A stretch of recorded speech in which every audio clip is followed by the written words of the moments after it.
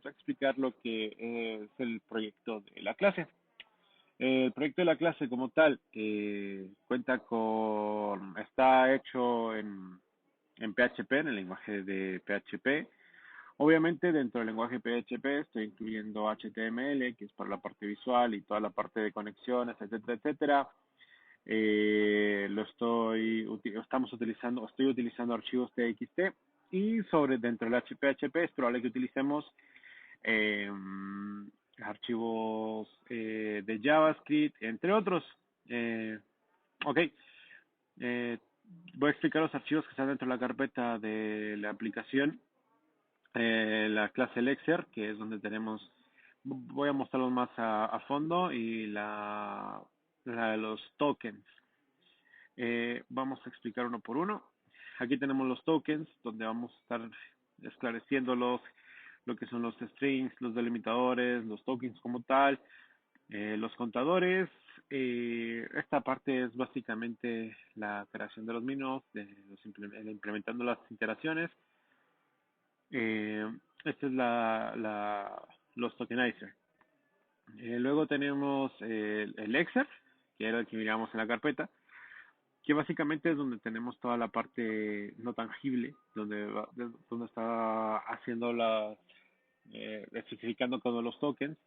Aquí tenemos los símbolos, los reservados, que es un delimitador con espacio, con comillas, cómo los estoy delimitando, cuáles son los saltos de líneas, toda esta parte que va a ser al detectar, por ejemplo, el token de si es un número, qué es lo que va a mostrar, etcétera.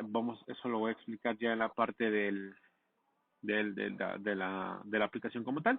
Esto es únicamente para que veamos cómo es que está funcionando la parte del backend directamente de la aplicación. Entonces, tenemos los CSS, que es únicamente para estilo. Tenemos el acceso, que es el que nos va a brindar y nos va a dar una pequeña explicación de qué es lo que hace la aplicación. Y aquí es donde está la aplicación como tal. Como podremos ver, y lo que decía, estoy utilizando HTML únicamente para la estructura como tal, pero todo lo demás lo tenemos como PHP. Aquí estoy haciendo un llamado directamente a los strings del tokenizer. Aquí tenemos la clase Lexer. Especifico los errores, si me falla algo, etcétera, etcétera. Y en la parte del analizador léxico, donde vamos a comenzar la lectura como tal, aquí es donde vamos a crear, se podría decir, la magia. Abro el archivo, lo leo, voy a hacer todo lo que ya tengo programado en el Excel. Ya veremos ahorita más adelante. Esta parte es directamente para la edición del documento y nada, ahorita se los mostraré directamente.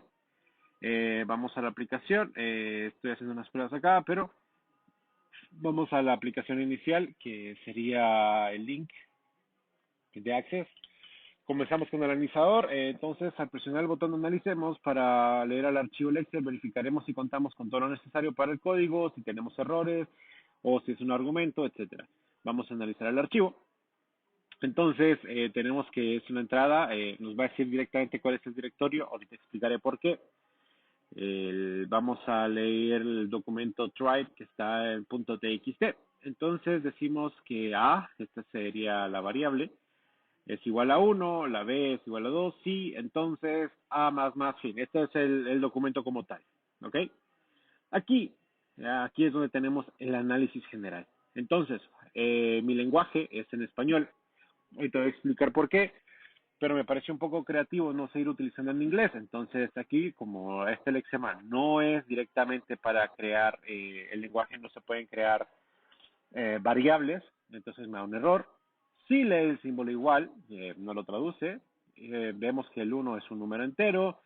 Vemos a lo mismo que no es directamente lo que les decía, no vamos a utilizar variables, nos vuelve a dar el error. Entonces aquí en este código ya tenemos un error, nos lee el igual, nos lee que el 2 es un entero, sí, nos dice que es una estructura condicional if, A, que ya lo detecta como la palabra, menor que, vamos, aquí está el signo menor que, B, que ya es la palabra, entonces, vamos, que lo convierte directamente del español al inglés para hacer legible, es lo que digo, yo estoy utilizando español, no voy a utilizar el inglés para el lenguaje de programación.